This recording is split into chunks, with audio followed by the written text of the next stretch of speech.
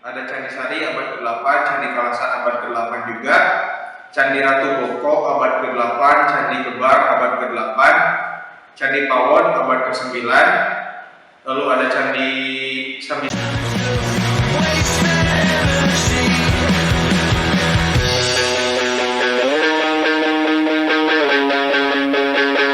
Assalamualaikum warahmatullahi wabarakatuh. Selamat siang, sore, dan malam. Bagaimana kabar kalian? Semoga kalian baik-baik saja dan dilimpahkan rezekinya. Kembali lagi di channel Missing Story. Apabila kalian belum menonton video yang sebelumnya, silahkan tonton link yang ada di deskripsi. Oke, daripada berlama-lama, mari kita mulai saja langsung ke videonya. Oke, kerajaan. Sekarang kita akan membahas kerajaan Mataram kuno. Kerajaan Mataram kuno ini dikenal dengan nama lain, yaitu Kerajaan Medang. Periodenya ada periode Jawa Tengah pada abad ke-8 dan periode Jawa Timur abad ke-10. Di periode abad ke Jawa Tengah, di abad ke-8 ini, raja yang memerintah yang pertama itu adalah Sanjaya. Sanjaya itu anak dari Raja Sana dulunya. Jadi Sanjaya ini memerintah kerajaan Mataram kuno di abad ke-8 dan memeluk agama Hindu Siwa. Hindu Siwa ini banyak ditemui di kerajaan-kerajaan lain. Contohnya di hampir mayoritas kerajaan di Nusantara itu memeluk agama Hindu Siwa. Oke, lanjut saja. Catatan awal dari kerajaan Medang atau Mataram ini ada dalam Prasasti Canggal yang terdiri kurang lebih 10 bait, dan di sana memuat banyak sekali informasi tentang yang namanya Mataram kuno, mulai dari silsilah kerajaan hingga ke bangunan-bangunan yang pernah didirikan. Prasasti Canggal ini berangkat di 732 tahun Masehi, ditemukan dalam kompleks candi Gunung Wukir di Dusun Canggal. Itulah makanya prasasti ini dinamakan Prasasti Canggal, karena ditemukan di Dusun Canggal, Kabupaten Magelang. Prasasti ini ditulis dalam bahasa Sanskerta dan menggunakan masih bahasa Palawa, jadi masih kental dengan budaya India Selatan, India bagian selatan. Menceritakan tentang pendirian Siwalingga atau lambang Siwa di bukit daerah Candi Gunung Wukir yang terletak di pulau bernama Jawa Dwipa yang diberkahi banyak beras dan banyak emas. Itu menurut Sude tahun 1968. Pembentukan liga di bawah pemerintahan Sanjaya ini menceritakan bahwa Jawa Dwipa atau Pulau Jawa dahulu diperintah oleh Raja Sana. Raja Sana ini bijaksana dan adil dalam tindakannya, perwira dalam peperangan, bermurah hati pada rakyatnya. Setelah mangkatnya Raja Sana, maksudnya meninggalnya Raja Sana, negara berkabung jatuh dalam perpecahan. Pergantian Raja Sana, yaitu putra saudara perempuannya Sanaha dan Sanjaya. Dia menaklukkan daerah di sekitar kerajaannya, dan pemerintahan yang bijak memberkati tanahnya dan kedamaian dan kemakmuran bagi semua rakyatnya. Itu menurut Supono tahun 73. Jadi bisa dibilang Raja Sana ini memerintah kerajaan yang lingkupnya masih kecil, jadi di daerah sekitar Magelang. Lalu saat pergantian tahta ke kerajaan atau Raja Sanjaya, itu mulai dikembangkan luas wilayahnya hingga ke sekitar hampir menyeluruh si Jawa Tengah, itu hampir menyeluruh di bawah kepemimpinan Mataram kuno. Nah, Bumi Mataram adalah sebutan lama untuk Yogyakarta dan sekitarnya. Di daerah inilah pertama kalinya istana kerajaan Medang diperkirakan berdiri. Nama ini ditemukan dalam beberapa prasasti, misalnya Prasasti Minto, Anjuk, Ladang. Istilah Mataram kemudian lazim dipakai untuk menyebut nama kerajaan secara keseluruhan, meskipun tidak selamanya kerajaan ini berpusat di sana. Jadi bisa dibilang penamaan Medang ini adalah sebuah nama yang dulunya menjadi ibu kota sama seperti Pajajaran gitu. Cuman untuk sebenarnya kerajaan yang secara keseluruhan namanya Kerajaan Mataram kuno. Nah, menurut perkiraan dari beberapa prasasti yang ditemukan, pusat pemerintahannya itu ada di dekat daerah Yogyakarta sekarang, lalu membentang dari Tanah Kedu hingga ke Kewu, bahkan sampai ke Wetan atau yang dikenal dengan nama Madiun sekarang. Untuk Kerajaan Mataram ini peradabannya sangat megah dan banyak sekali peninggalan yang dihasilkan dari Kerajaan Mataram. Mulai dari candi banyak, prasasti pun banyak.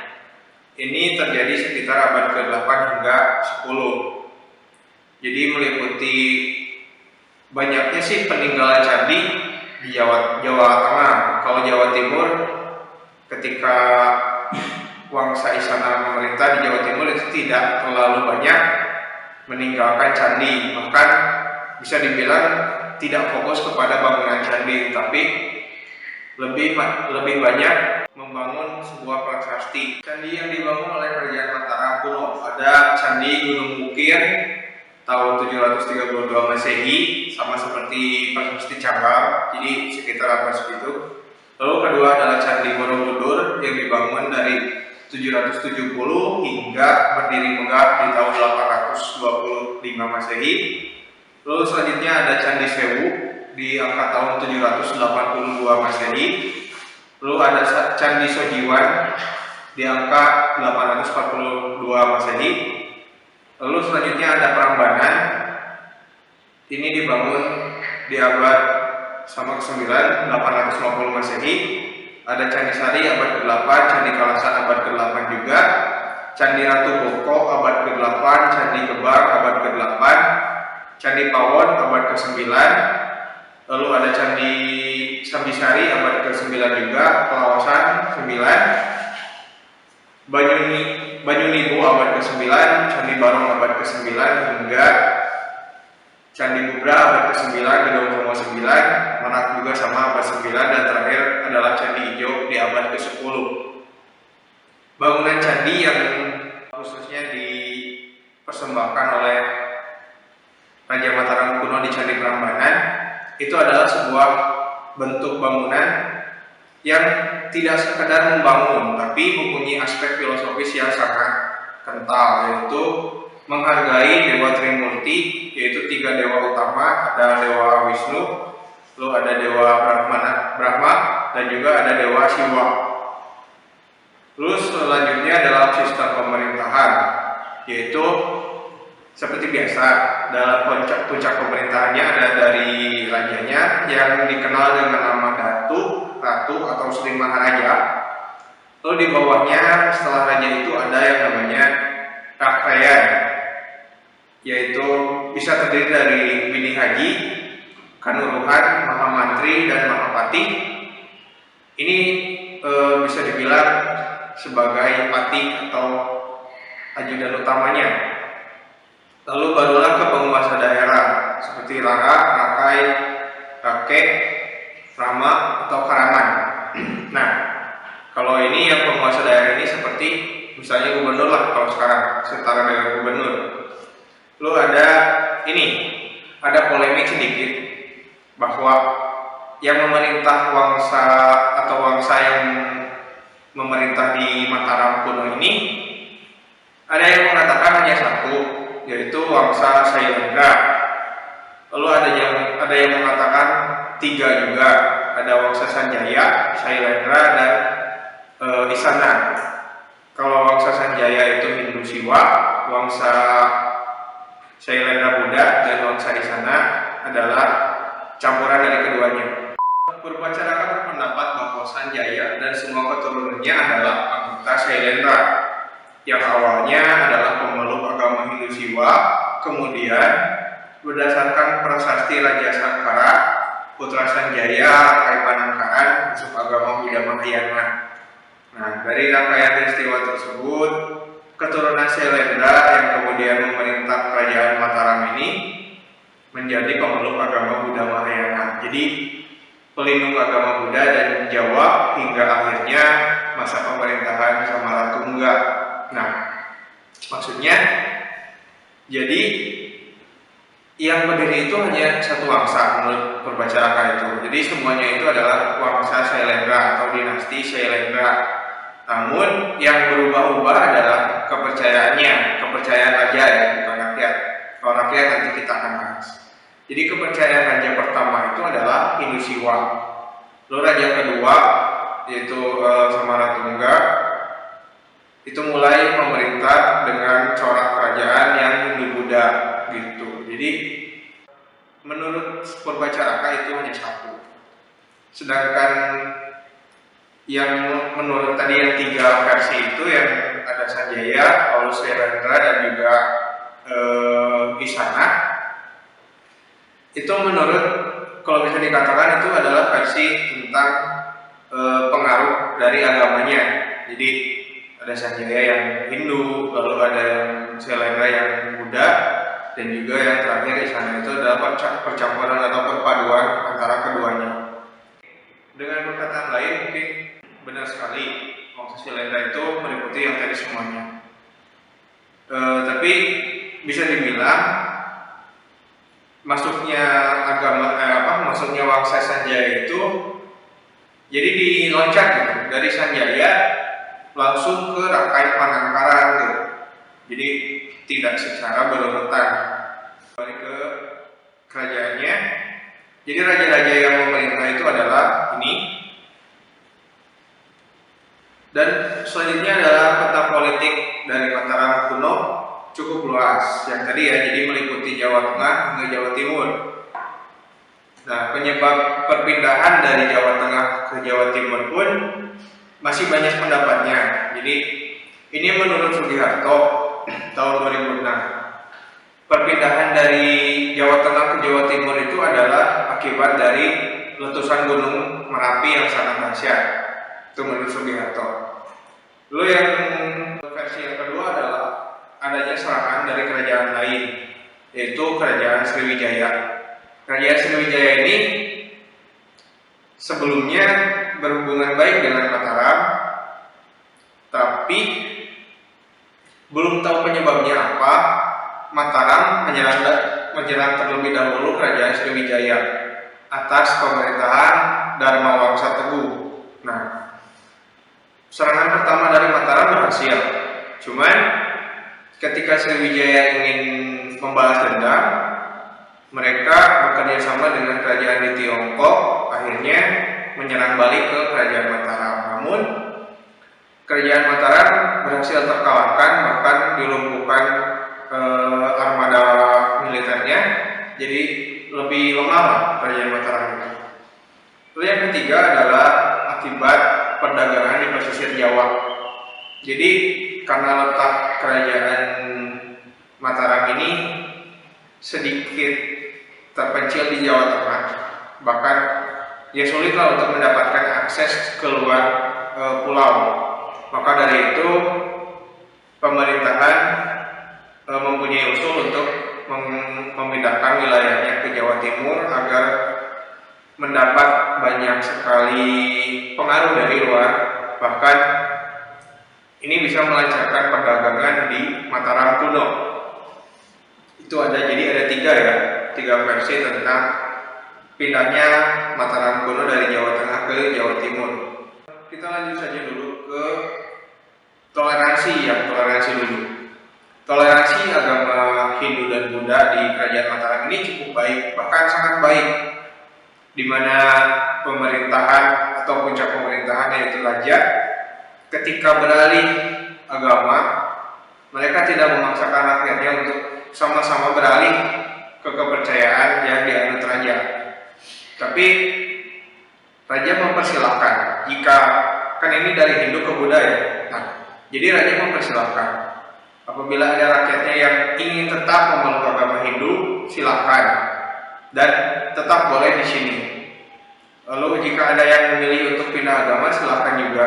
Tidak akan yang ada perbedaan antara keduanya. Tingkat toleransi yang ada di Mataram kuno pun cukup tinggi, bisa dibilang, karena dari poin pertama adalah ketika raja berubah dari kepercayaan Hindu Siwa ke agama Buddha Mahayana, rakyat itu tidak dipaksakan untuk mengikuti hal yang sama. Jadi jika rakyat masih ada yang beragama Hindu, diperbolehkan, silakan.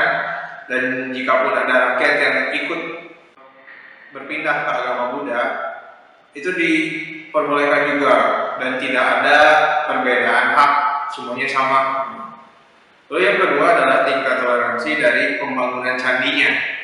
Jadi beberapa peneliti membuktikan bahwa posisi letak yang ada di Candi Prambanan, Candi Borobudur, lalu Candi Mendut, Candi Pawon, Candi Sambisari, dan hingga Candi Dieng, itu jika ditarik dengan garis lurus itu bisa sambungan. Nah, itu menunjukkan adalah sebuah kesatuan antara agama Hindu dan Buddha.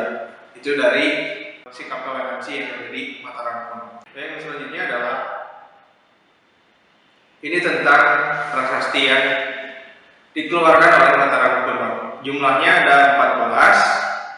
Itu adalah ada prasasti Tukmas, Sojomerto, Canggal, Kalasan, Kelurah, Karangtengah, Gandasuli, Sri Kahulunan, Tulang Air, Wantil atau Ratu Bokok, Argopuro, Watan Tija, Balitung, dan Wanua Tengah. Ya, jadi banyaknya prasasti yang ada di Mataram Kuno ini rata-rata itu hampir berdekatan dengan candi.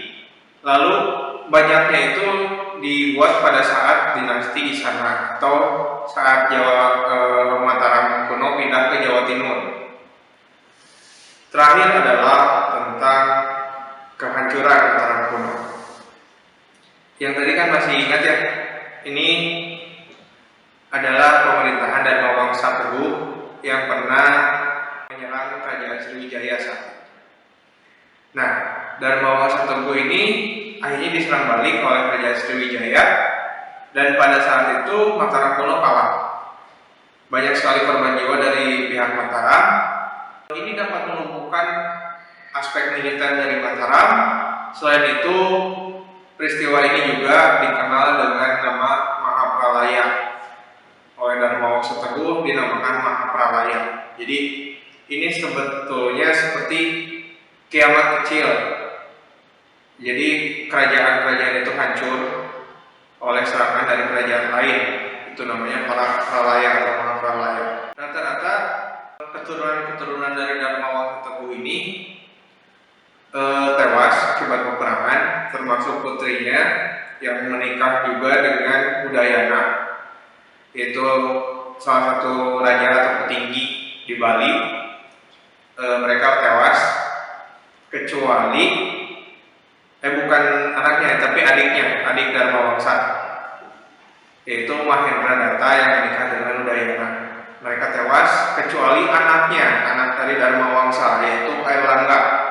Masih ingat mungkin Airlangga nanti ada di kerajaan Kediri, dan karena Airlangga ini adalah salah satu tokoh yang bisa dibilang lolos dari Pralaya ini, dia berhasil melarikan ke hutan, dan ini menjadi sebuah latar belakang berdirinya kerajaan Kediri. Oke, sekian dari video kali ini. Apabila kalian memiliki pandangan atau komentar lain tentang materi yang kita bahas tadi, silahkan tulis di kolom komentar yang tersedia, karena komentar kalian dapat membangun channel ini lebih baik lagi. Apabila channel ini bermanfaat, kalian bisa support kami dengan subscribe dan notifikasinya diaktifkan juga. Jangan lupa follow Instagram kami, yaitu Missing Link History. Saya pamit undur diri. Assalamualaikum warahmatullahi wabarakatuh.